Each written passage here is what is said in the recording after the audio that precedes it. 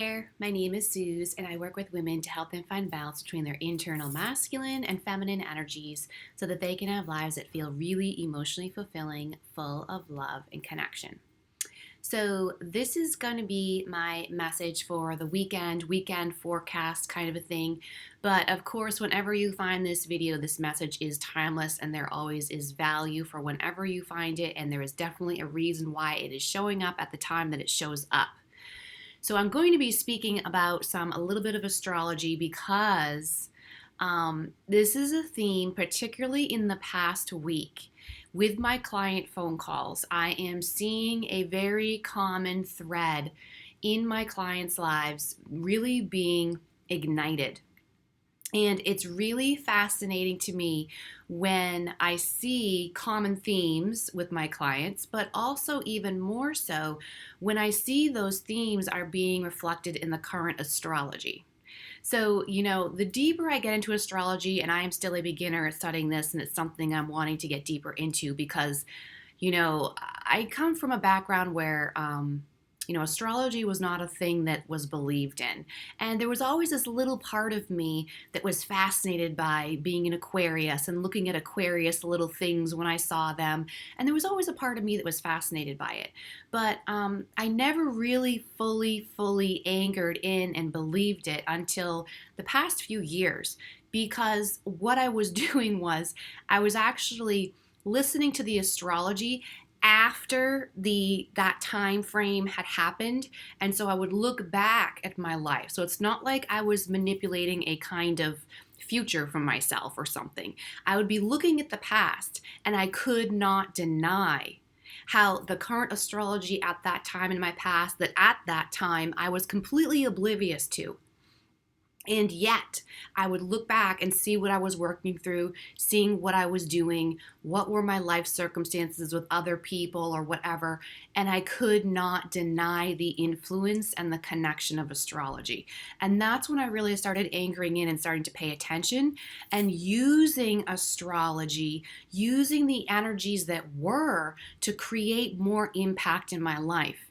And that's how I like to look at astrology is it's a tool that if you know the energies that are available to you, you can pull them in and create really amazing change, transformation, shifts in your life, growth in your life, whatever it may be. So all of that to say, it's one of those moments this week where the conversations that I was finding myself in with clients, it was blowing my mind how it was really aligning with the current astrology. So as I'm recording this video, we will be going into a Gemini new moon on Sunday. Gemini new moon for my area. You have to look and see where you are to see exactly when the new moon hits for you. But the Gemini new moon, the energy of it, I'm already seeing percolating in women in divine feminine's lives right now.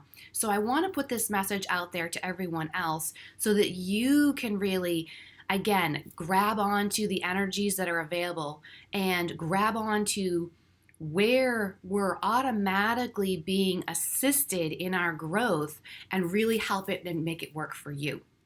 So really quickly, this will be a short video today, just kind of like a weekend, a little forecast for you. But really quickly, basically speaking, the Gemini new moon, if you know anything about Gemini, you know it's like that twin energy, right? Like a two sides, two-faced kind of energy. There's two different ways to look at something, that kind of thing with Gemini. And then if you know, new moons are all about beginnings, right? Planting seeds, cultivating an energy, or starting a momentum in a particular direction to make your manifestation come to life, right? So in all of that, among other planets being at play, Mercury, Mars, and Venus right now, and a little bit of Leo, there's some Leo energy in here too. There's a lot of other things that are going on to highlight what's happening with the new moon.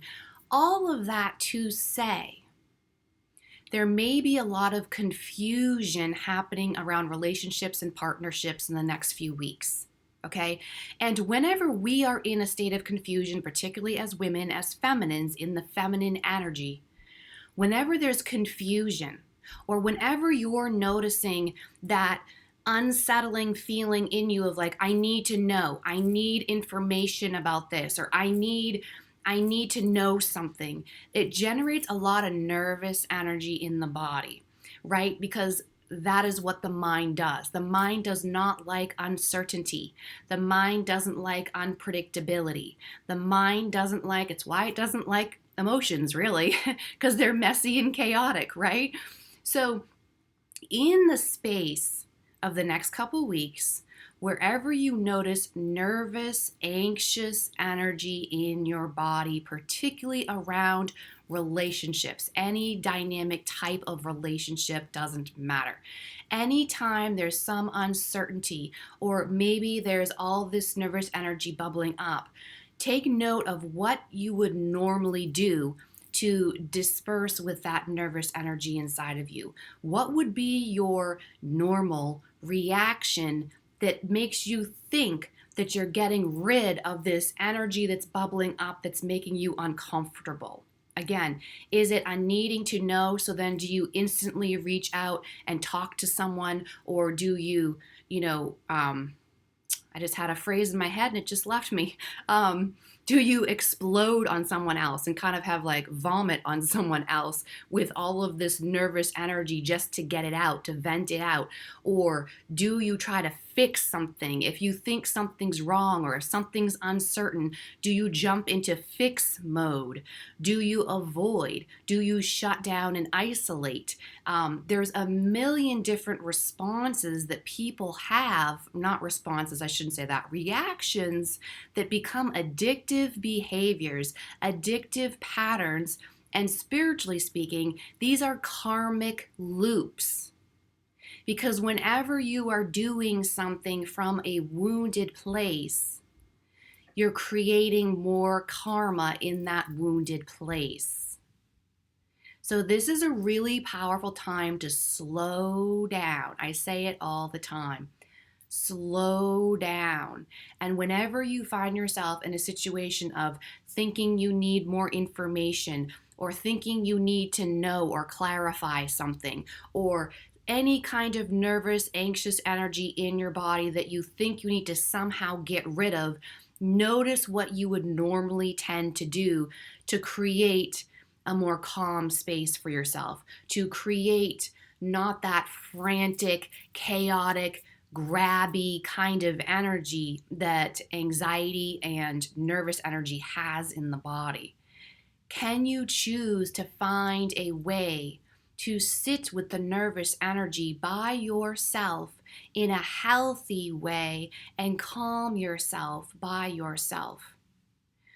One of the common affirmations I love to use in these kind of situations that you can plug in really quickly, and it can fit anything, is everything is going to be okay. Also noticing, I've done videos on anxious attachment style. This is all that same conversation right now. And anxious attachment style is not just with relationships. It's with anything in your life, okay? So with that, with the same umbrella of situations, of dynamics, of things that are coming up right now, when you're in that space of anxious attachment or anxiety, okay? I keep losing my train of thought today, guys. Sorry. When you're in that space, how can you come back to yourself? Because it's only avoidance. That's what it was. When you're in an anxious attachment or in a state of anxiety, you are avoiding yourself. So going deeper into that, when you're in a space of thinking, I need to know the answer to this, or I need more information to feel okay, or I need to know something, or I need to do something to make myself feel better or feel calm or feel more empowered or whatever it is, you're actually avoiding yourself because the answers, the information, the clarity is in here. It's not out there. Out there is someone else's truth. In here is your truth and your power. So in the state of anxiety, you are avoiding yourself. You're also avoiding the present moment, clearly, because you're in anxiety, you're in the future.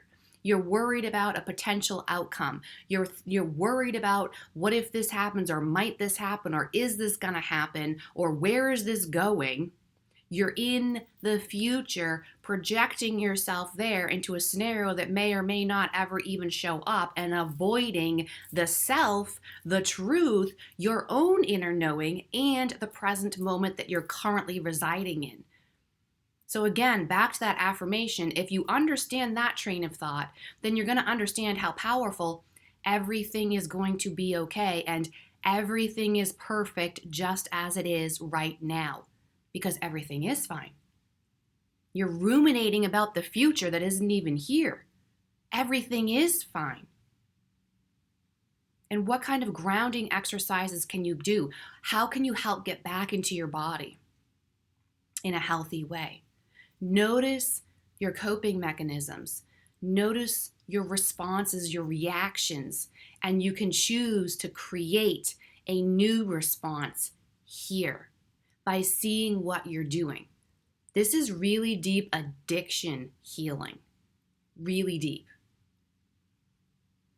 And we're really being set up for really great success and transformation with this new lunar cycle coming through. So I hope this video helped. If you found value, I always appreciate when new people subscribe to boost my channel, give me some more support, get my message out there to more people and help more people. I hope you all have a beautiful weekend. Thank you so much for being here. Have a beautiful day. Bye-bye.